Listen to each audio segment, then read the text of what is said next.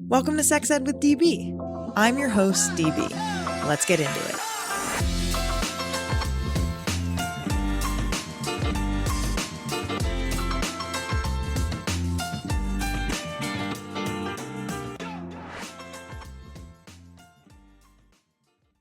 Ever feel like the wellness landscape is missing something and that conversations are very one-size-fits-all? And that the conversations don't necessarily apply to your experiences? Hi, I'm Dr. Cassandra Dunbar, the host of the Be Well Sis podcast. Be Well Sis explores everything from hormonal health to aging to relationships and everything in between. The Be Well Sis podcast is your home for insightful conversations with incredibly inspiring women from all walks of life. Join us every week and tune into an episode that is crafted to help you thrive physically, mentally, emotionally, and spiritually. The Be Well Sis podcast is available wherever you get your podcasts. Be Well Sis. Hello, DB here, sex educator, rom-com critic, and pleasure expert. And today we have a special More Sex Ed bonus episode of Sex Ed with DB. We are diving nose first into a question that's on many minds but often left unspoken. What should my vagina smell like? Now, let's first go over the floral fantasy and its roots. Let's talk about the myth that vaginas should smell like roses. This idea didn't just sprout from nowhere. It is deeply rooted in history of misogyny and marketing. In the early 20th century, companies like Lysol promoted douching. That's right, Lysol promoted douching with their disinfectant as a way to maintain, quote, feminine hygiene, suggesting that natural vaginal scents were undesirable. These marketing tactics played on societal fears and insecurities, implying that a woman's worth was tied to her ability to smell like a flower shop. This not only pathologized natural bodily functions, but also created a lucrative market for products that promised to fix something that wasn't broken in the first place. Now, let's get to the heart of the matter. Every vagina has its own unique scent, and that's perfectly normal. A healthy vagina often has a mild, kind of musky aroma, sometimes described as tangy or fermented, similar to yogurt or sourdough bread. This is due to the presence of lactobacilli, beneficial bacteria that help maintain an acidic environment, keeping harmful bacteria at bay. It's also normal for the scent to change throughout your menstrual cycle, after sex, or during pregnancy, and factors like sweat, hormones, and diet can all play a role. Now, here is when scent signals something more. If there is a fishy smell, that is often linked to bacterial vaginosis, aka BV, which is a common imbalance in vaginal flora.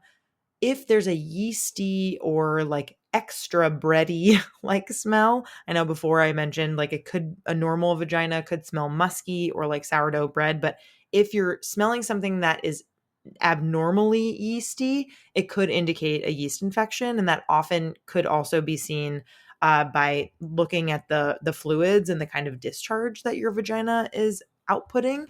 So definitely be on the lookout for that. If there's a metallic-y kind of smell, that's usually related to blood, perhaps after menstruation or sex.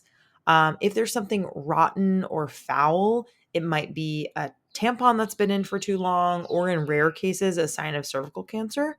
So if you notice a persistent, unusual odor accompanied by itching, burning, unusual discharge, it is time to consult a healthcare provider.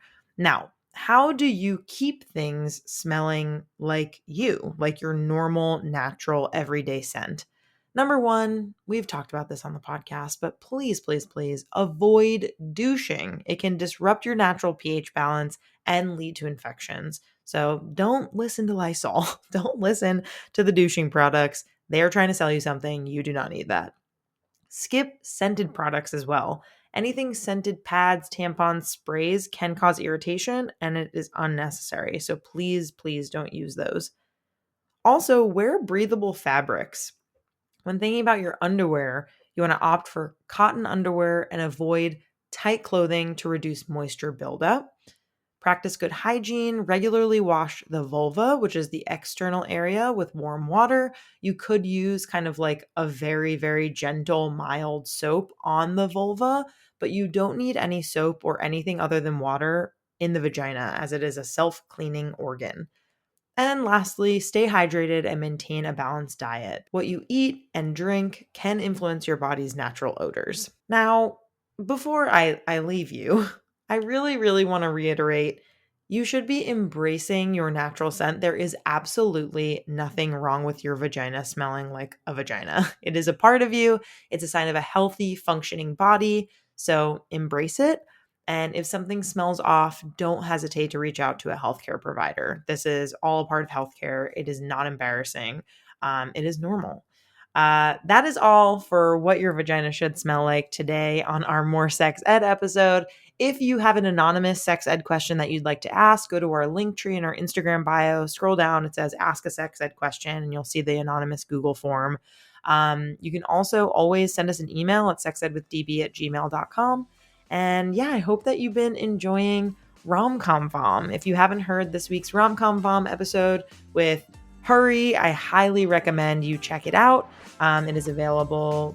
Listen to it right now after this episode. Go ahead and go listen to our episode of The Wedding Singer.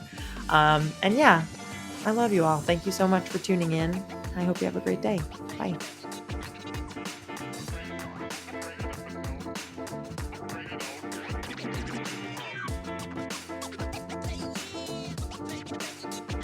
Our creator, host, and executive producer is me, Danielle Bezalel, aka DB. Our producer is Sadie Leegee. Our communications lead is Catherine Cohen. Our music theme is by Hook Sounds. Thanks so much to our featured guests, partners, and listeners.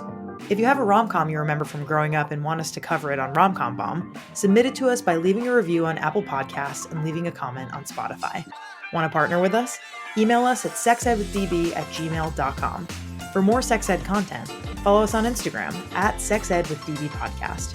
See you next time.